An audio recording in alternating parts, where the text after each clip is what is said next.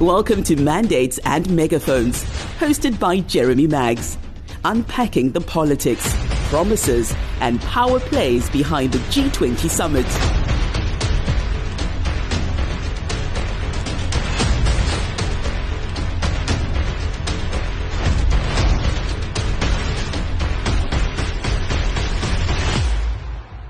Hello and welcome to Mandates and Megaphones. It's brought to you by Standard Bank. I'm Jeremy Maggs. Now, from Beijing to Riyadh, from private capital to political power, Africa is navigating a geopolitical tightrope that could either unlock a new era of agency or deepen its dependency. Professor Rajneesh Narula is one of the world's foremost thinkers on international business and development. He's the director of the Dunning Africa Centre at the Henley Business School. And he argues that Africa must make urgent strategic choices as the old order fades and a new one struggles to emerge. But here's my question. How does a continent balance sovereignty on the one hand and survival as well as self-determination on the other? So as the BRICS nation, the BRICS concept expands and the G20 arrives at the end of the year, and the West, to an extent, is starting to retreat. I ask this question, can Africa finally shape the world order? Or again, is it going to be shaped by it? Professor, a very warm welcome and thank you so much. So to my point then, why is now, as we start to approach the G20, is this a critical moment, in your opinion, for Africa's global repositioning or positioning? Well, I think, Jeremy, the things have come to a head. They've been building up for a while. And I think across the continent, various countries have realized that, the old order, the kind of reliance on aid, the passive approach to investment, that here we are, come to us, make us an offer, have now gone. The sense of guilt that existed amongst the colonial countries, former colonial countries, to support Africa out of a sense of guilt has also gone. That generation of people who knew about that or who were familiar with that, who participated in some way, are gone. And now I think there's been realization in the West as well that this is not something we can continue to support. Aid as a mechanism is dead. And at the same time, kind of it's come to a head because of, I think, we all look at Donald Trump, don't we? And we say, this is the new way forward. He has done it in a more dramatic fashion, suddenly ending everything. So I think this has been coming for 10 years, this idea that we can sit back, wait for other people to come to us with ways to fix our developmental problems. So what I'm also hearing you say, Professor, is that in many respects, Africa is now on its own and that there is high risk unless we change our thinking, our approach, our strategy. Precisely. This has been a movement that's been coming for about 15 years. There was a book about 15 years ago by a woman called Dambisa Moyo, which was called Dead Aid, and a very smart lady. And she explained how, one creates dependencies with aid. And I think the idea then has caught on that, it comes back to that old saying, give a man a fish and you feed him for a day. Teach a man to fish and you feed him for a lifetime. That's where we're come to now, where people are coming to like this. Let's put this into action now. How do we move beyond looking to other people for short-term handouts and think long-term? Africa has to do that. There's no other solution here. People say, well, China is there, India is there. No, nobody's out there giving out free money, and nobody ever gave out free money, to be honest. I think it's a realization that has to sink in in all the capitals across the continent. So what, in your opinion, then constitutes long-term thinking in that respect? Well, Jeremy, I think, the idea of integration across Africa has been something that keeps coming up, has been coming up for the last 50, 60 years. And it's time to actually take this seriously. And I say this because, we've got SADC, we've got ECOWAS, we've got the East African Community, we have African Union, we have African Continental Free Trade Area. All of these things, actually, what they do is they give you a bigger hand, because at the end of the day, it's size that matters. It's economic size that matters. And individually, countries in Africa are too small to move the dial, to matter. When you go to the bargaining table, you have to go with something. And as small countries, we don't really have a lot to go in with. So I think the option really here is the only choice we have is to integrate our markets, which A, create bigger opportunities for foreign investors to come in. B, it kind of works on the principle of comparative advantage. One country needs labor, the other one needs capital. One country has the minerals, the other one has the manufacturing. Integrating these markets together then creates an internal market, A, which is really good, and B, then we go to the table as one unit instead of going as 50 different countries, each too small to make a difference. This is what, divide and rule. This is what Trump is doing, inviting the leaders of 5 small African countries to come to the White House and bully them.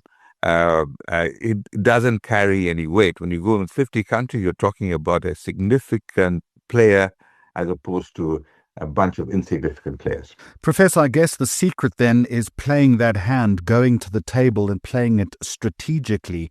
But we don't always have a track record of strategic consensus in that respect, do we? That is correct. And it is very difficult to bring people together because politics, after all, is local. It isn't a global phenomenon. Everyone is concerned about their voters in their constituency, not in constituencies in another country. In fact, not even people don't care about things beyond their region or their province or their city. And now you're saying, okay, voters in Ghana should care about voters in Tanzania. So their interests and their priorities are different. So how do you get all of them together to agree, to look in the same direction and not back down? And, we can see this also. This is what Trump has done in Europe. He's gone in and said, I don't want to talk to a united Europe. I want to talk to individual countries. And I think, you can see this thing, the splintering that has taken place, which has led to this suboptimal outcome for Europe, relatively speaking. Now, coming together requires political will. And one of the things about economic integration has always been the presence of a big brother. Somebody says, I am going to take the lead on this. I'm going to be a bit of a bully, but I will push everyone together. Sort of like after the Second World War, Germany and Britain and France got together and said, okay, let's create something here. Let's, put everything together. And, it really makes a difference when that happens. And, you can see this happening systematically. Clinton pushed through the North American Free Trade Area. And, it requires a big player to do this. Brazil is doing this in South America. China has been trying to do this with the BRI in Asia. Each place there's an individual country that says, okay, I'm taking the mantle of leadership and I'm going to, knock heads together, move things forward and not just talk. This is what we do. We talk a lot, but when it comes down to, show me the money, nobody's willing to show us the money. So, Professor, how then does this radical shift in paradigm that you've outlined to me play into the G20 at the end of the year? How do we formulate a consensual agenda that will actually achieve something? Yeah, Jeremy, I'm glad you asked that question, but I'm also a bit perturbed because it's one of those things. I know, as you probably already know, I'm on a couple of the task forces, and we're having this conversation there, and obviously we're still under embargo. I heard your podcast with Cass, and I'm in agreement. It's a very complex thing. Finding a way to use the G20, the B20, to leverage an opportunity. I mean, who are we speaking to? Are we speaking to the G20 or speaking to Africa? And there is it's a turning point. South Africa is the turning point. Let me be direct. I'm not a South African. I grew up in Nigeria. And, but everyone turns to South Africa as the big brother. It's the strongest economy. It has, in many ways, the best organized markets. It has a lot of good things going for it. And everyone across the continent looks to South Africa to lead the way. And, the way forward is not to take 50 countries and try and beat heads together, but in fact to take a smaller group. SADC, for instance, this is a regional group. We have somewhat similar alignment in policies already. We are physically proximate. And then to lead this forward by example, say, okay, here we go. why don't we work together? We have similar needs. We have different comparative advantages: Zimbabwe, Botswana, Namibia, South Africa. Some countries need labor, some countries need manufacturing. Put them all together, integrate these markets, create frictionless trade between these players. This is the way forward. And then once you can do this on a smaller scale, then you say to the others, look, this is working for us. We've increased our GDP by 30%. And in aggregate, why don't we increase the size of this? And this is what's happened in Europe. We started off with 6 countries integrating originally in the economic community. It became 9, it became 12, it became 15, 18, 27, 28, and so on. So the idea was really to build it up slowly and to slowly integrate things. And by example, as it were, people say, oh, we'd like to join too. That's the way forward. And, we can't start off with these big dreams of having a single continental free trade area straight away on day one. It would be nice. But, we have enough problems anyway trying to keep 2 or 3 countries together. Imagine 50. So, Professor, with a full understanding that you're still involved in negotiations in the run-up to G20, I would ask you 2 questions then. One is, do you go into these conversations? Are these conversations continuing with a degree of confidence and hope, I guess? And the other is, if we're going to achieve some small wins, I guess it's going to mean compromise and also maybe a change in leadership style. That's correct, Jeremy. I think one of the things that I've experienced, and I've worked in a number of countries across the continent, and I've advised various governments. One of the things I've noticed is that most of the civil services, the cabinet ministers and so forth, function on a passive mechanism. We haven't got, most countries, I won't say all, haven't got a proper meritocracy in the civil service, which is really, really important. They come into meetings with saying, well, it doesn't matter what we do. We're a small player. We'll take what we get. And every time there's a negotiation, I see this African team coming there, sitting there and passively saying, well, they've done their homework. They're telling us what's good for us. And they're probably right. They're nice people. This is just terrible. There's nothing to go against it. Sometimes I've been in a meeting where it turns out that the state offices don't have the data to refute what the investor or the other country is trying to offer. So they haven't bothered to collect data. I mean, look at Trump right now trying to shut down an organization because it provided the data it doesn't like. So I think if you're going to go into negotiations, you're planning to play with the big boys, you need to have a plan and you need to stick with it. So it's sort of going into a bargaining situation where one side knows what it wants, the other side says, well, I'll take whatever you say. And obviously, you're going to lose. This is where state capture comes from. It's when, you haven't thought through the outcomes, like playing chess. You've got to know yourself 5 moves ahead. In this case, 5 years ahead. Where do you want, what's your end game? Where are you looking to get to? And this isn't happening across the continent. This is many, many countries. Some places better than others, but it's just not happening sufficiently for it to matter. On Moneyweb, you're listening to Mandates and Megaphones, brought to you by Standard Bank, and I'm in conversation with Professor Rajneesh Narula, Director at the Dunning Africa Centre at the Henley Business School. Professor, let's continue the conversation and maybe pivot to the role that multinational businesses or enterprises have to play in shifting the influence. How important is private sector involvement coupled with state-backed development support in furthering the agenda that we've just been speaking about? Well, you hit the nail on the head again, Jeremy. It is about a partnership. It is about a public-private partnership. Cass brought this up as well, or at least I had the conversation. I mean, the states have come to realize that they don't have the resources, not just the financial resources, but the managerial, administrative, technical resources, the skills, people with the skills to do things. At the end of the day, this is the greatest benefit of foreign investment. Private capital has been coming in with expertise and the skills to organize. Organization isn't easy. We see this happening across all walks of life, whether the public administration or And you see firms with great ideas, great technology, but they aren't able to organize themselves in a way that is efficient, that can generate ongoing stream of revenue. And this is where the private sector comes in. So recognizing that this is something that the private sector does better than the public sector is an important realization. They are not your enemy. And of course, they're in there for their own interest. The private sector is always has its own, but they're very clear about it. I mean, there's no hidden agenda. Most often, their goal is to increase the profitability of their firm and, of course, increase the value to their shareholders. That's what they want. There's no, and if you don't look carefully at what they're offering and monitor this properly, that's where the state comes in and says, okay, this is how we're going to divide the pie.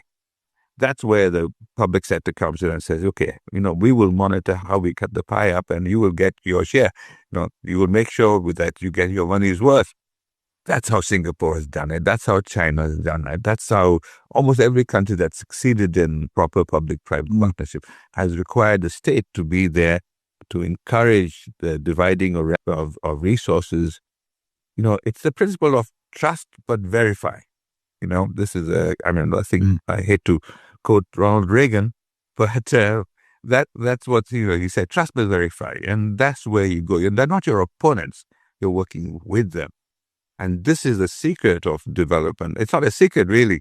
Everyone knows it, but then there's this kind of Marxist idea that they're only there to seize the resources and maximize it. With the understanding that it is a contestable terrain, and as you rightly point out, Professor, none of this is driven by altruism. The private sector wants less risk, and as you point out as well, there's got to be an ROI attached to this.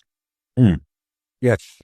I think that sometimes I refer to, when I'm giving lectures about this stuff, I refer to the golden rules.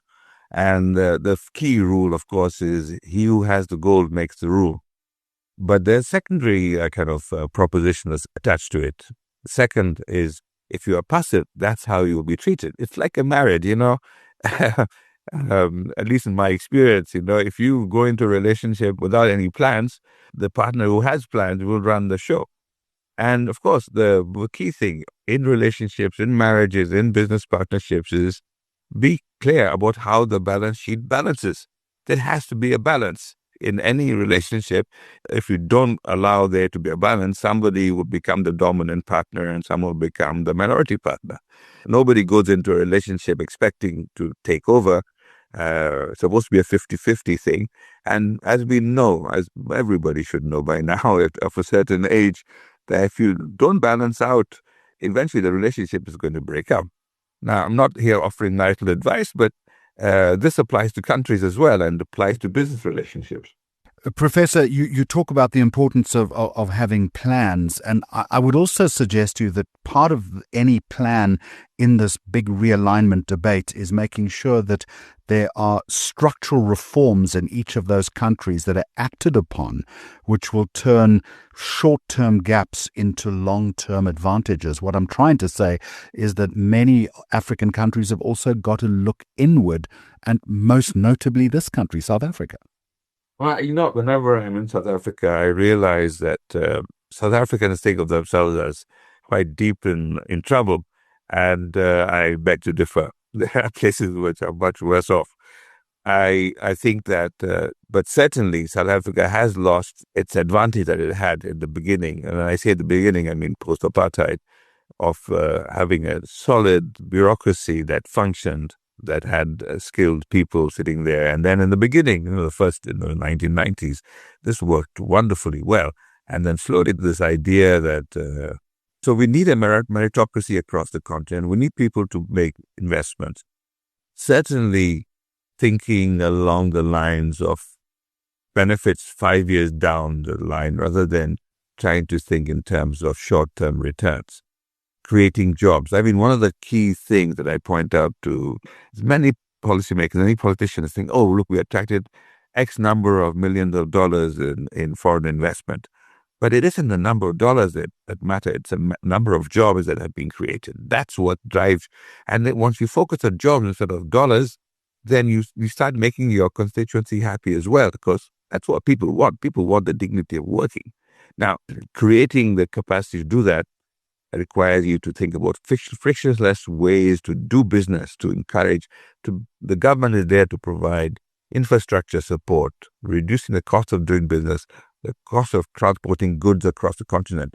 One of my kind of favorite stories, when I was growing up in Nigeria, one fine day I decided to go to the States to do my master's, and I looked around and I thought, before I go, I should do something adventurous. And I decided I wanted to drive from Nigeria to Kenya. And I sat down and I went to the library, spent many hours looking. It turns out that it is almost impossible to drive from Nigeria to Kenya.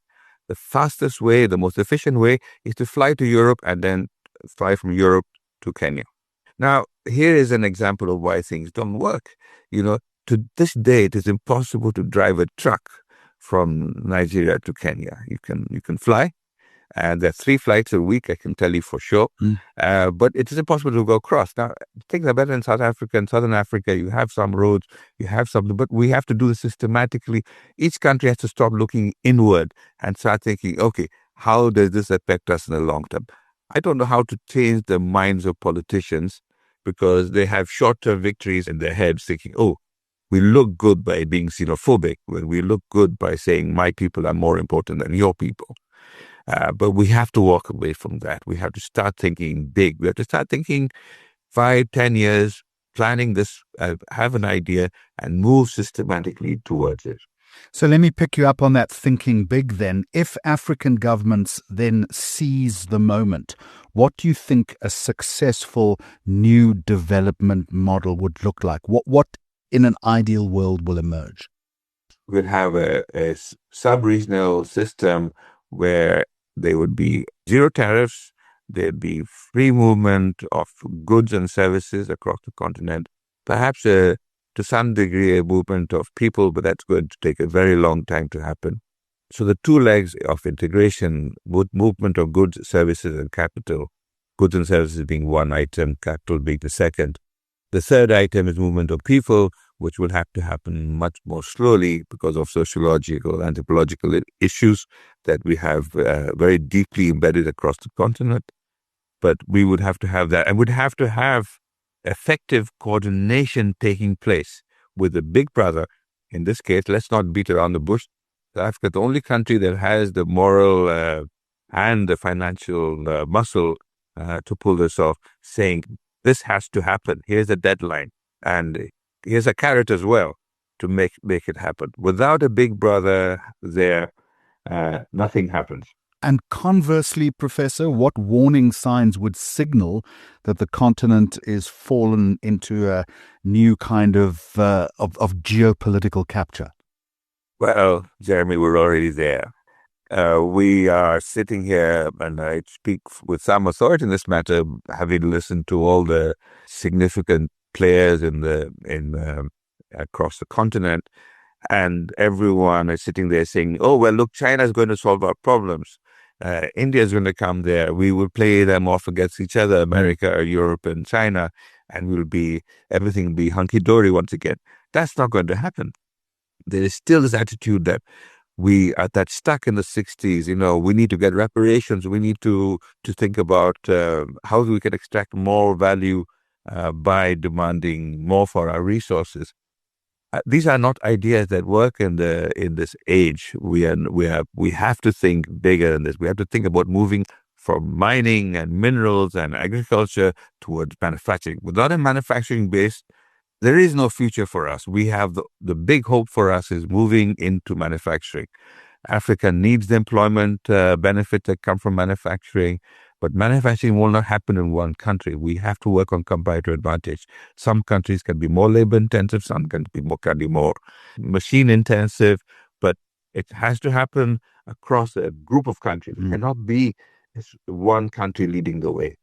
Professor Rajneesh Narula, thank you very much indeed. And let me conclude by saying this. In a world where alliances, as we've been discussing, are fluid and influence is constantly contested, Africa really does find itself not on the sidelines anymore, but in the crosshairs. And the challenge ahead of the G20 is turning vulnerability, as the professor has been speaking about, into vision and external shifts into some degree of internal strength.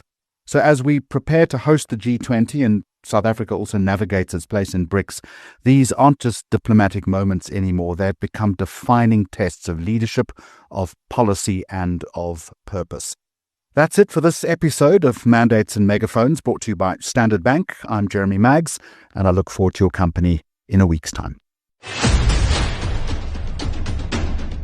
Thank you for listening to Mandates and Megaphones. You can find more episodes on moneyweb.co.za.